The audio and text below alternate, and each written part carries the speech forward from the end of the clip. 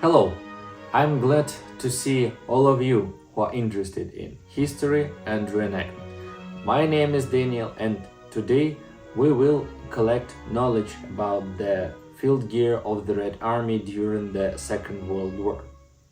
First of all, we will talk about the base on which the whole field gear was attached: belts and straps.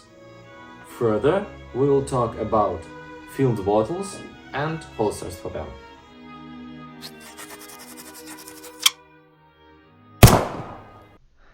Ammo pouches, field bottles, shovels, bread bags, etc. are a great amount of field gear which must be carried anyhow by a soldier. For this purpose we have a waist belt.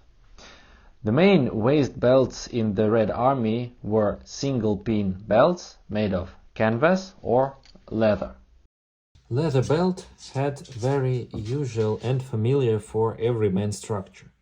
Belts were different shades of brown. At the beginning of 1941, a canvas belt was introduced as an alternative for the leather belt. It looked like so. On the main canvas part of the belt, there are leather straps for attaching the buckle and for reinforcement of the belt holes.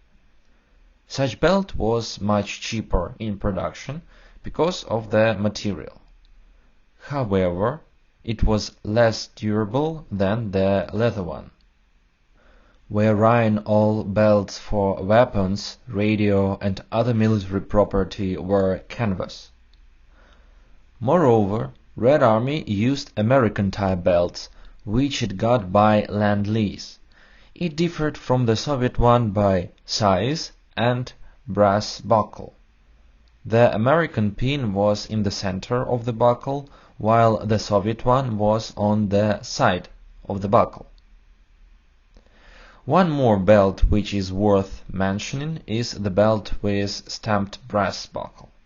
This belt was not mass during the war, but became cold after the war.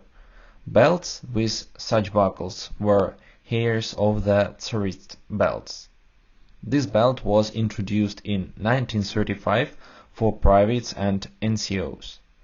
However, it was used only by the students of the military schools. But after the Second World War, the whole Soviet army was equipped with such belts.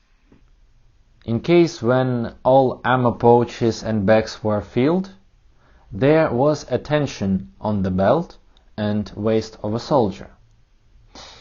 It was uncomfortable for a warrior to march long distances in such conditions. So, in order to simplify a soldier's life, shoulder straps were introduced. Shoulder straps kept belt and distributed part of weight on the shoulders of a soldier. Shoulder straps were introduced before war. They were made of canvas. On the seams there were leather reinforcements for better durability. However, not every Red Army unit got shoulder straps before war, and those who got them refused from the shoulder straps step by step by 1943-1944. Besides the waist belt, every soldier used a belt which has been worn with galifes. The belt was made of canvas fabric. For fixation it had a pinless yarn. Some soldiers could carry small knives on this belt, which were not part of the field gear and could not be worn on the waist belt. Further, let's turn our attention to the soldiers' flasks. Red Army flasks differed in volume, type, and material of manufacture. The covers for them also differed. And we should start from the flask which has been produced from 1926 till 1929. This flask was aluminium and had a volume of 750 milliliters. These flasks were exact copies of the Tsarist ones, model 1899. Such flasks had been closed with a rubber stopper. For such flasks, closed covers similar to the Tsarist ones, model 1899, or simplified linen or canvas covers, model 1915, were made. From 1929 to 1931, a certain amount of 1-liter flasks were produced. These flasks had the same neck as the previous ones.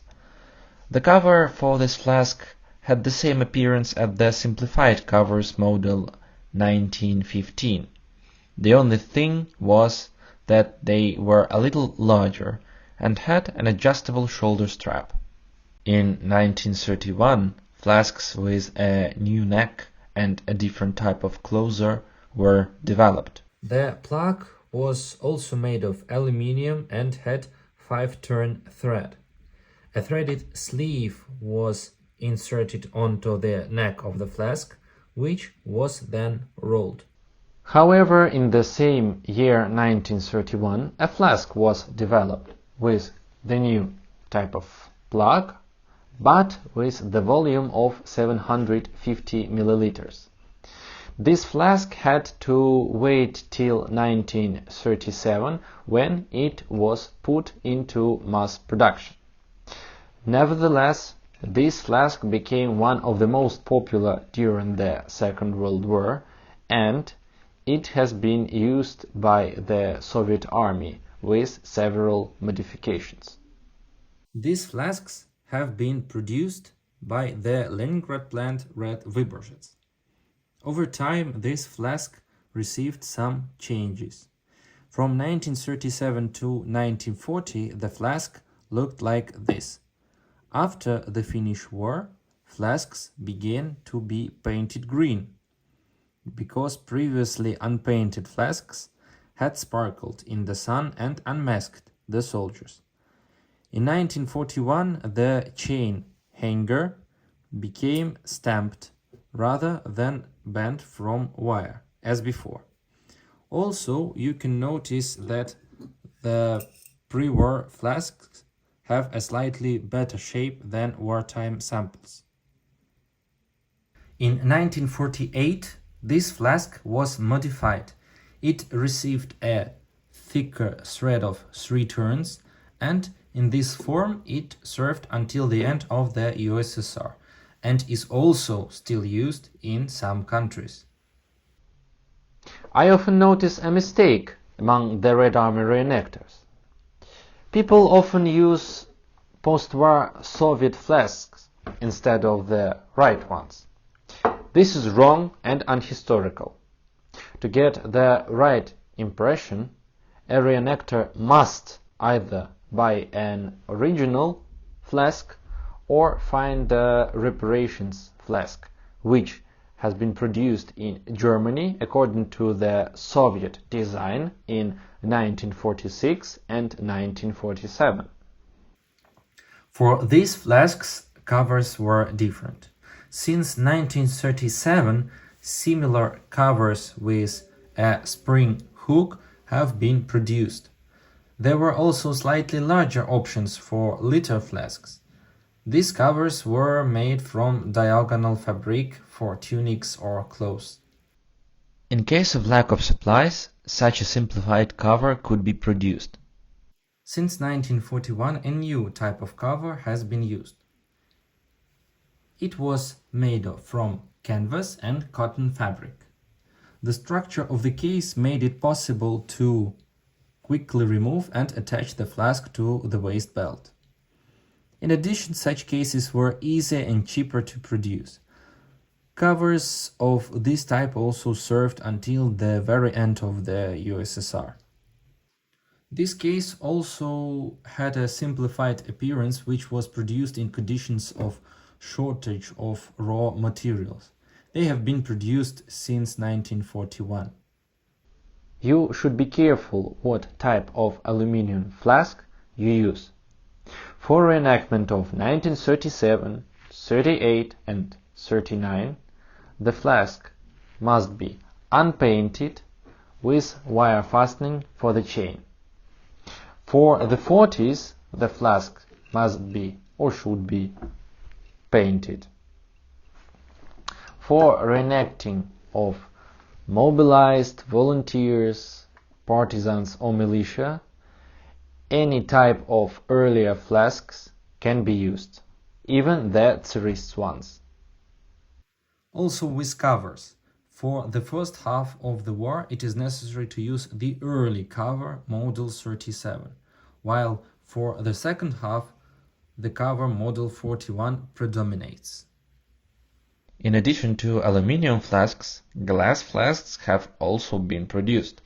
Until 1932, Tsarist glass flasks could still be used, but in 1932, Soviets introduced their own glass flasks, which differed in shape from the Tsarist ones. They were closed with a plug and had a volume of 1 liter and 750 milliliters. For glass flasks, any of the covers described above could be used. Glass flasks were not further developed after the Second World War. Yes, they were cheaper to produce than the aluminium ones, but they had significant disadvantages. A glass flask was 2.5 times heavier than an aluminium flask, plus glass flasks broke very often. These are the belts and flasks which have been used by the Red Army. We will look at how it all was worn in a separate video, after we get acquainted with all the elements of the field gear. And I thank you for your attention. If you liked this video, please like, subscribe and leave comments. And stay hydrated.